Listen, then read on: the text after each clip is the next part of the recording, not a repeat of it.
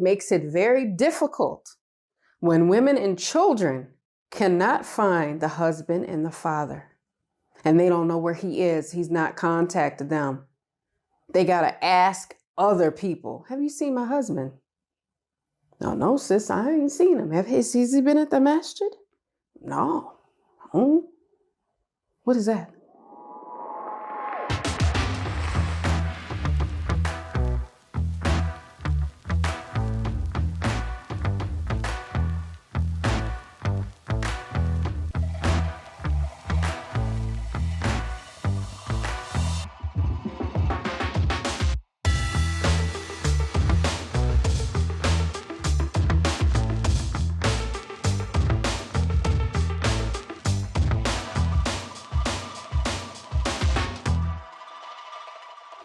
Assalamu alaikum. Peace. It's Fatimah, Coach Fatimah, 1/3 of Outstanding Personal Relationships and the co-author of the new book, Let's Talk Polygyny Uncensored. Now, in this video, I want to address something that's very serious, something that can be very traumatizing, and it is. And that is the absentee husband, especially in polygyny. Now, we know that it takes two to be in a marriage, whether it be monogamous or polygynous. It's important that families and wives and children see the husband.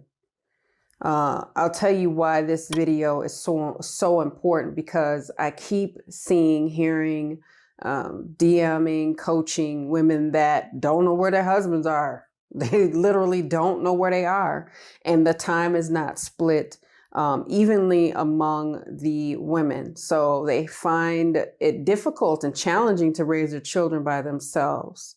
Now, I want to stop myself right here in the video, and then in that I would like to acknowledge the brothers that are trying and being met with challenge. I want to acknowledge the men and the husbands especially, and that's who I'm talking to, because typically husbands are men, for their efforts, and applaud the fact that I know it's not easy.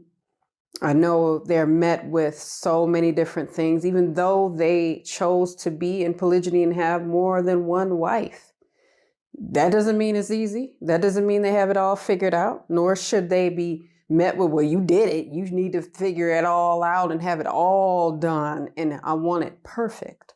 That's not how life works at all. People have a learning curve. Men and women have a learning curve, but they're not alike. It's different. The life of a wife is different than the life of a husband. For those of you that are new, I'm not married to my awesome co-wife, Coach Nyla. We are married in our own monogamous marriages to Coach Nazir, for specificity, for clarity. Now, I had to stop and thank the brothers that are trying. I know that our husband is one of those men, and he coaches men. And a lot of coaching is, I'm going to teach the people the lessons that I had to learn the hard way so that it's not as hard. But one thing I know that there's many things, but one thing specifically that stood out in my mind early on in polygyny was that our husband didn't play around with no times. We saw him every day.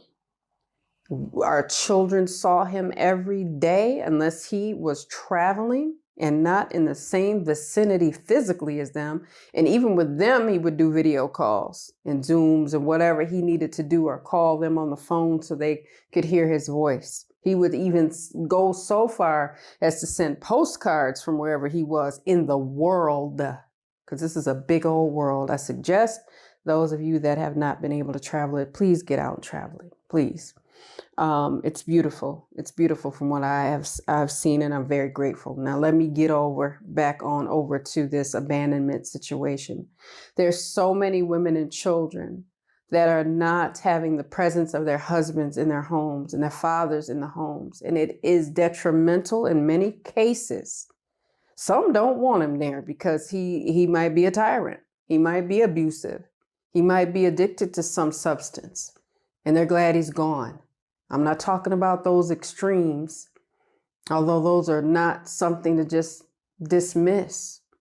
But in this specific video, I'm speaking to those that the women have married them and then they can't find them. They're not active. It is become a I'll get to you when I get to you type of scenario, a situation. Assalamu alaikum. Peace. I'm Coach Fatimah, one of the co-founders of Outstanding Personal Relationships. And I'm here to talk to you about the Nourishing Fulfillment Counseling Program.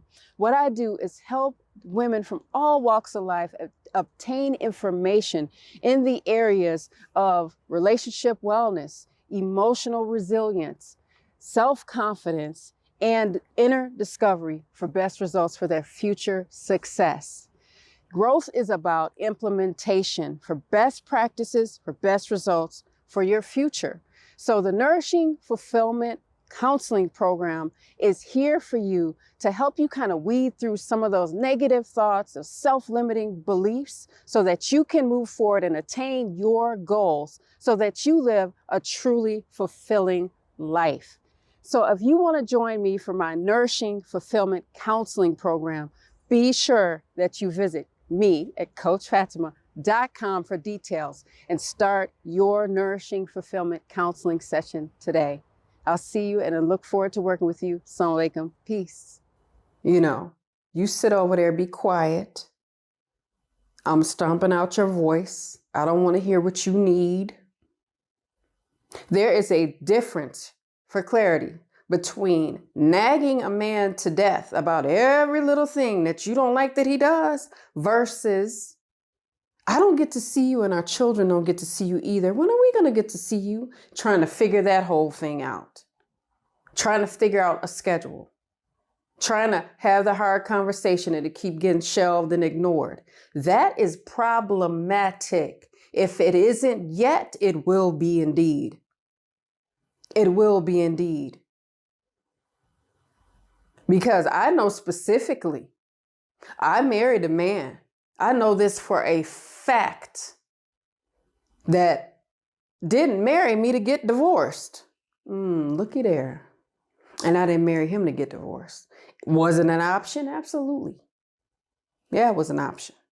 A marriage is allowed, divorces are allowed. But we try to exhaust every effort before that happens. It's not something you just throw out there. But it makes it very difficult when women and children cannot find the husband and the father. And they don't know where he is. He's not contacted them. They got to ask other people. Have you seen my husband? No, sis, I ain't seen him. Has he been at the masjid? No. What is that? So I want to speak to those abandonment situations. Where, what are women supposed to do when they can't find their husband and they're afraid and they don't have any answers and they don't feel loved or cared about or supported or heard and their rights are being taken and stripped away from them? Coach Nazir speaks so specifically to predators in polygyny, the men that just want the women to say they have them. I ain't doing nothing for you. I don't support you. I don't have the finances to support you at all. I just want you there as a fixture for me so that I can say I'm in polygyny. I'm in it, but I'm not practicing it.